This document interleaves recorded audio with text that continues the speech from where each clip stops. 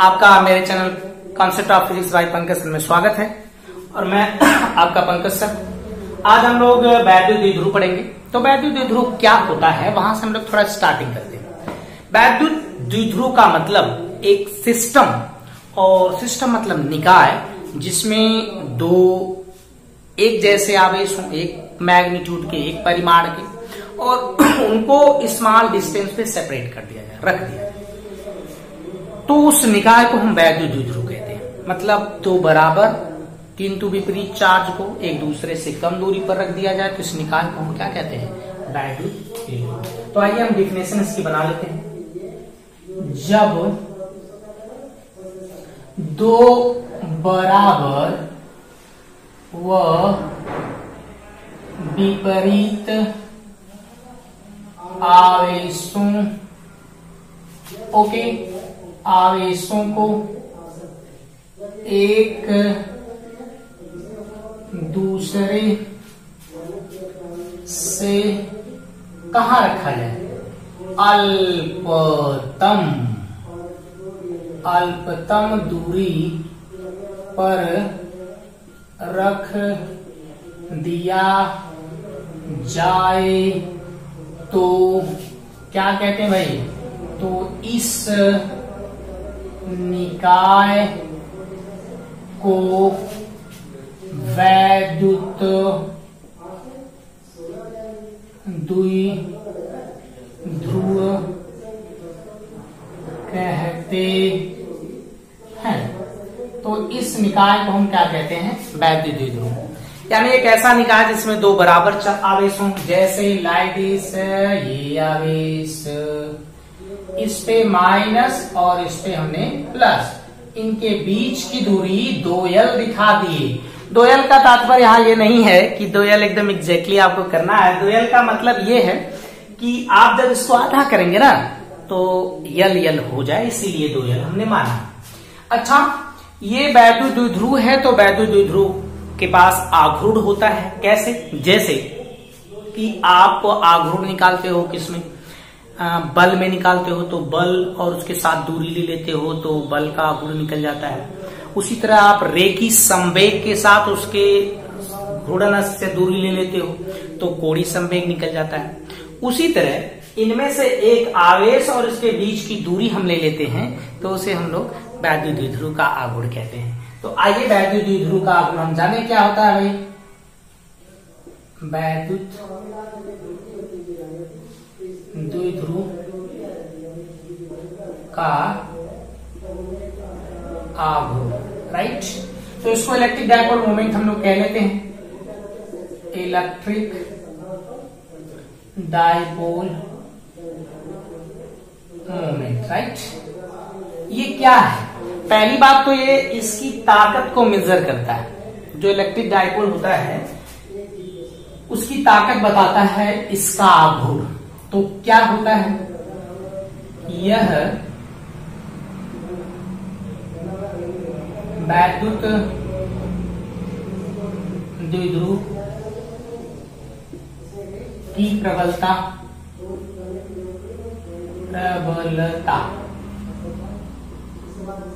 की माप है। मतलब कि ये प्रबलता को मापता है कि कितना उसकी ताकत है और ये किसके बराबर होता है, ये यहां पर महत्वपूर्ण बात है। यह किसी एक आवेश के परिमाण, किसी एक आवेश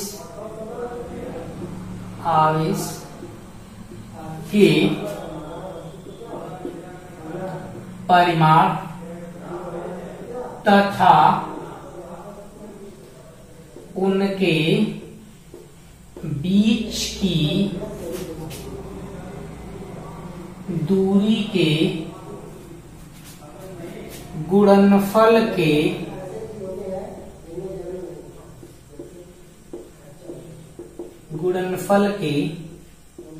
बराबर होता है। मतलब हम अगर इसे वैद्युत द्विध्रुव का आघूर्ण निकालना चाहें तो एक आवेश का परिमाण ले लेंगे और उनके बीच की दूरी का गुणा कर देंगे तो आपको मिल जाएगा वैद्युत द्विध्रुव का आघूर्ण। देखो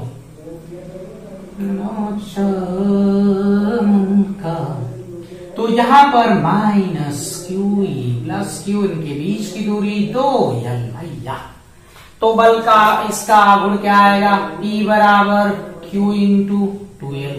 अब बातें बहुत सारी, बात एक, ये कैसी राशि है, ये भाई साहब सदिश राशि है। कैसी राशि है, कहेंगे भाई साहब सदिश राशि, ये कैसी राशि है, सदिश।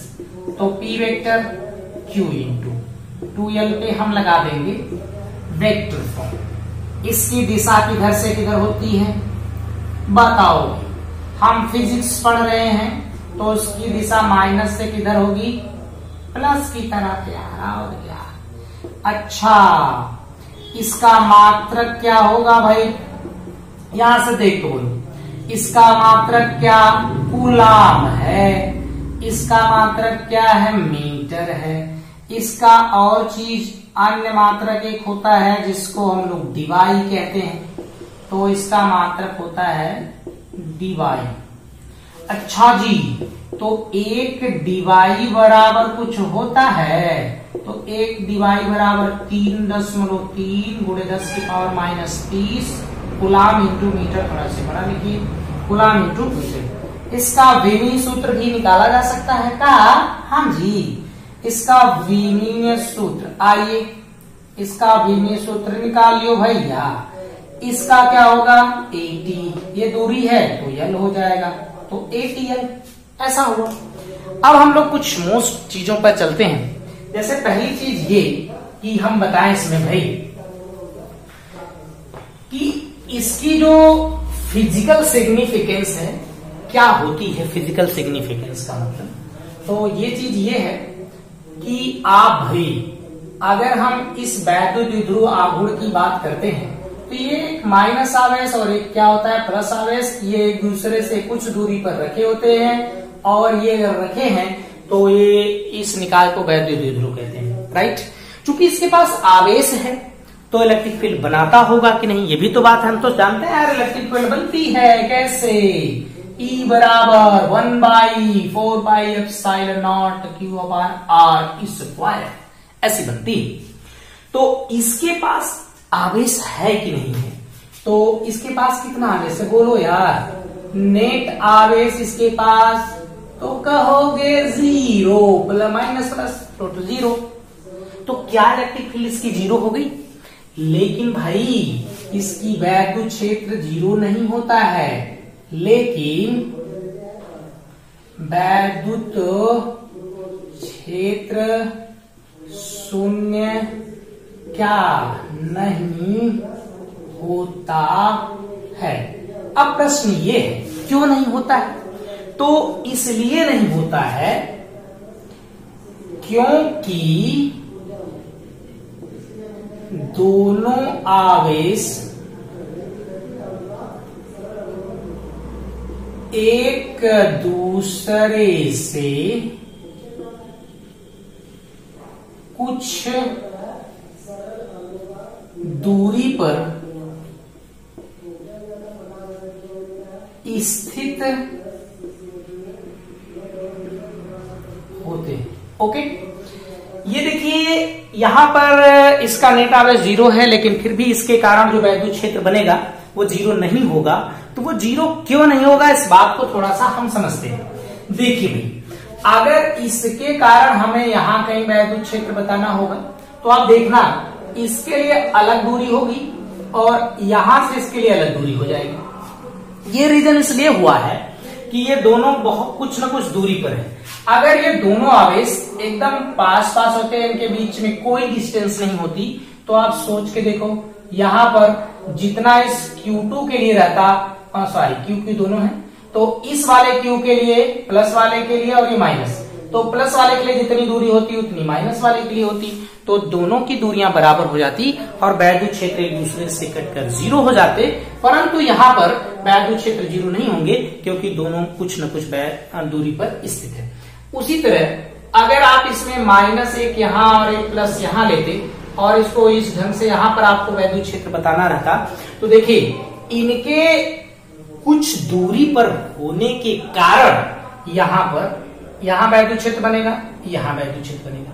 अगर ये करीब होते तो शायद दोनों के लिए एक जैसा वैद्युत क्षेत्र नहीं बन जाता, तो दोनों एक तरफ होते या एक का विपरीत दिशा में होता तो दोनों कट के जीरो हो जाते।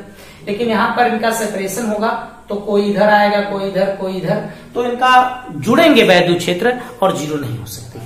ओके, ये बात आप अपने दिमाग में बैठा रहिएगा। इस पे पूरा आवेश जीरो होने के बाद भी वैद्युत क्षेत्र जीरो नहीं होता। राइट, चलिए अब हम कुछ बातें कर लेते हैं। एक बात करते हैं एटम की। एटम मीन्स परमाणु की। राइट भाई, कि परमाणु अगर है तो भाई इसमें क्या ऐसी चीज होगी कि क्या वो इलेक्ट्रिक डायपोल बनाता होगा कि नहीं बनाता होगा। चलिए चेक कर लिया जाए।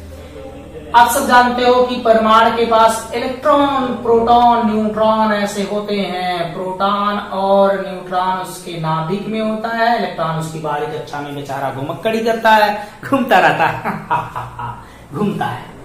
यहां देखिए, ये सेंटर पे कौन आवेश है? सेंटर पे भाई आवेश इसका है प्लस, अपोज। इसके बाहर कैसा आवेश है? माइनस।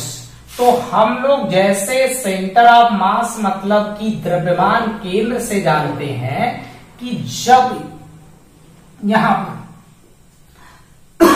माइनस क्यों आवेश, माइनस आवेश है, तो सेंटर ऑफ मास से पहले समझिए।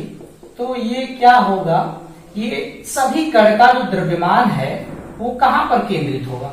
इसके केंद्र पर केंद्रित होगा सभी का। तो वैसा ही जो इसके माइनस वाले आवेश हैं, जो विभिन्न कक्षाओं में इलेक्ट्रॉन घूम रहे हैं, वो सभी का कहां पर यहां आएंगे? उन सभी का जो सेंटर होगा वो इसके केंद्र पर। केंद्र मतलब इसका जो न्यूक्लियस है। तो दोनों देखिए, प्लस और माइनस दोनों एक दूसरे पे कोइंसाइड कर गए, और ताकि हमने बताया कि उनके बीच की कुछ न कुछ डिस्टेंस होनी चाहिए, दूरी, तभी ये वैद्युत द्विध्रुव का गुण बनाएंगे। तो यहां पर वैद्युत द्विध्रुव का गुण नहीं बनाए। लेकिन इसी चीज को जब हम एक वैद्युत क्षेत्र के अंदर लाते हैं, खींच देते हैं, और यहां पर जब इसे रखते हैं तो ये कुछ तरीका करता है भाई।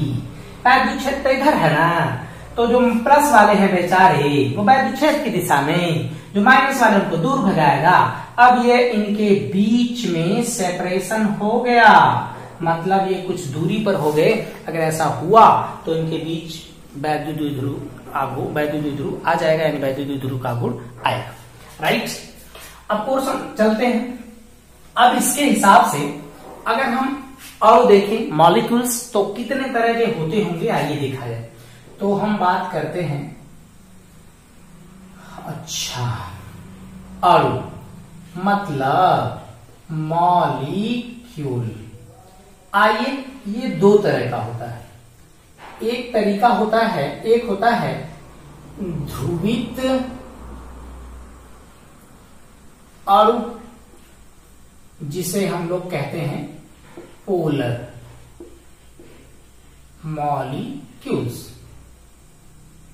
Polar molecules. एक दूसरा होता है अध्रुवित अणु, जिसे हम कहेंगे नॉन पोलर मॉलिक्यूल्स।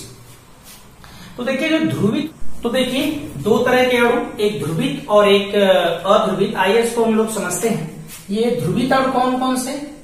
वे अणु जिनके क्या भाई धन व ऋण एक दूसरे पर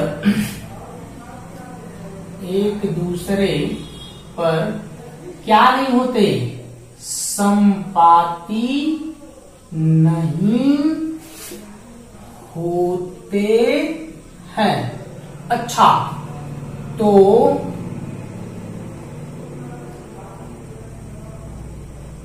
उनके पास क्या होता भाई, वैद्युत द्विध्रुव का आघूर्ण होता है। तो उनको क्या कहते हैं? उन्हें ध्रुवित अणु कहते हैं। राइट, उनको ध्रुवित अणु कहते हैं। उनको कैसा अणु कहते हैं? ध्रुवित अणु कहते हैं। इसको हम लोग ध्रुवित अणु कहते हैं, मतलब जिसके धन और ऋण एक दूसरे पे संपाती नहीं होते हैं, उनके पास अस्थायी वैद्युत द्विध्रुव का आघूर्ण होता है, उन्हें ध्रुवित अणु कहते हैं। आइए समझते हैं, कुछ एग्जांपल्स लेते हैं। कौन से ऐसे होंगे जिनको हम लोग ध्रुवित अणु कहेंगे? तो आपके पास इसमें HCl, NaCl और H2O बहुत सारे इस तरह के हैं। एक आध एग्जाम्पल हम समझते हैं। NaCl ले लियो भैया, और इमन से देखो, Na को प्लस और Cl पे कैसा माइनस आवेश होता है। जब ये बने हैं तो ये देख लो, इसमें इसकी साइड थोड़ी बड़ी हम कर देते हैं। ये आपका क्लोरीन है, ये आपका हाइड्रोजन नहीं बल्कि क्या है, सोडियम है, और ये धन। तो यहां देखिए, इसका ऋण इसके कहां पर होगा? इसके केंद्र पर होगा, और इसका धन इसके केंद्र पर कौन साइड होगा? मतलब रुका वहीं पर रहेगा। तो यहां पर इसके धन और इसके ऋण के बीच में क्या है? सेपरेशन है, मतलब कि एक छोटी सी दूरी है, और इस दूरी के कारण इसके पास अस्थाई वैद्युत द्विध्रुव का आघूर्ण होगा। राइट। अच्छा, एक चीज और सोचिएगा कि इसके पास अगर वैद्युत द्विध्रुव का आघूर्ण है, तो फिर ये देखिए क्या है कि इसमें इतना ज्यादा आकर्षण बल होता है कि ये बेचारे, जैसे हम बात करें कूलाम के नियम से, इसकी दूरी बहुत कम है, तो इसका बल बहुत स्ट्रांग होगा। तो जब हम सोडियम के एटम को, परमाणु को उठाएंगे, तो इसका जो ये क्लोरीन का है, वो दोनों एक दूसरे में चिपक जाते हैं, लिंक करे रहते हैं, तो उनको आप आराम से दोनों को एक जगह लेके जाते हो। तो कहने का मतलब कि अगर हम बहुत छोटा एक पार्टिकल उठाते हैं जो हमें नहीं दिखा, नमक का, तो उसमें दोनों रहते हैं, कौन? सोडियम और क्लोरीन होते हैं। अब ये प्रश्न है कि अगर इसने वैद्युत द्विध्रुव बनाया है, तो इसने वैद्युत क्षेत्र बनाता होगा। तो हाँ, आंसर हाँ है कि नमक जो है, नमक का एक मॉलिक्यूल सिंगल, वो एक वैद्युत क्षेत्र बनाता है। लेकिन क्या बहुत सारे नमक के पार्टिकल हों तो क्या उनका नेट वैद्युत क्षेत्र बनता है? तो आपका आंसर होगा नहीं, क्योंकि बहुत सारे उसमें वैद्युत द्विध्रुव होंगे, जो बहुत वैद्युत द्विध्रुव की दिशा अलग अलग होगी, जिसके कारण बनने वाला वैद्युत क्षेत्र अलग अलग दिशाओं में होगा, और सब कटकर जीरो हो जाएंगे। तो एक सिंगल बनाता है, और बहुत सारे होंगे तो नहीं बनाते हैं। इसी तरह आप जल को भी दिखा सकते हो। ऑक्सीजन जैसे जल को ऐसे कुछ संरचना होती है, इनके बीच में कुछ एंगल होता है, यहाँ प्लस, ये प्लस और ये माइनस। अगर इन प्लस की बात करें तो इनका जो प्लस है वो यहाँ पर सेंटर होगा। तो ये देखिए यहाँ प्लस और ये इसका माइनस, सेपरेशन हो गया, तो मतलब इनके पास अस्थाई वैद्युत द्विध्रुव का आघूर्ण क्या करेगा? आ जाएगा। राइट। आइए इसमें देखते हैं, तो ये कैसे अध्रुवित अणु कौन से होंगे? तो वे अणु जिनके धन व ऋण एक दूसरे पर संपाती होते हैं, उनके पास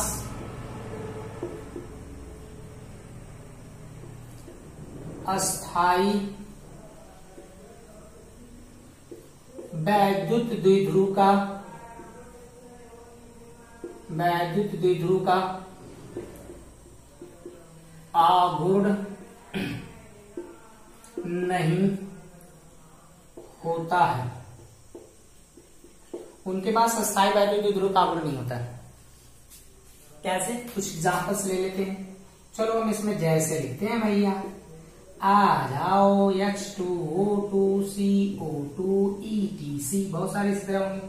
आप कार्बन को पकड़ लो, कार्बन डाइऑक्साइड को, यहां देखिएगा इस पे माइनस, इस पे माइनस, हाँ सही है, इस पे प्लस, इसका प्लस यहीं पर सेंटर है, ये माइनस जो दोनों ऑक्सीजन है उनसे ये बराबर दूरी पर है, तो इसका मतलब कि इसका ऋण और उसका ऋण कहां पर है, यहां पर होगा, बीच में पड़ेगा। कैसे, जैसे द्रव्यमान केंद्र होता है, तो इनके बीच डिस्टेंस तो नहीं रही धन और ऋण के बीच, अगर नहीं रही तो इसका मतलब धन और ऋण एक दूसरे पर क्या रहेंगे, कॉन्साइड यानी संपाती होंगे। जब ऐसा होगा तो उनके पास अस्थायी वैद्युत द्विध्रुव का गुण नहीं होगा। लेकिन इसी बात को हम लोग एक वैद्युत क्षेत्र में करके देखते हैं।